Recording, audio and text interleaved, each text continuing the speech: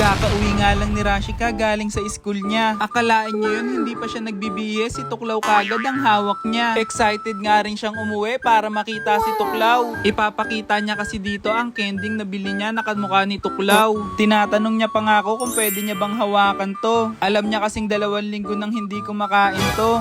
Pagkahawak niya nga dito, sabi niya rekta naman daw kami sa kalapatihan ko. Hinayaan ko nga rin muna maggala-gala dito si Tuklaw. Kasi alam kong medyo boring na to sa kulungan neto. Medyo maliit lang din kasi yon na kwadrado. Dito nga pinakilala ko muna siya sa mga kalapati ko. Pwede rin to maging reserve food ni Tuklaw pag magkataon ano. Hindi naman ganun ka-agresibo si Tuklaw pagdating sa kanila. Yun nga lang talagang medyo ilag sila. Tatry ko nga rin ditong gulatin si Rashika. Ang problema nga lang sanay na siya kay Tuklaw. Ilang buwan pa nga lang dito sa amin si Tuklaw pero nakakatatlong balat na siya. Tingin ko rin na medyo humahaba na siya. Tsaka tumataba na lalo ang katawan niya. O siya, sige, pagbibihisin ko muna si Rashika.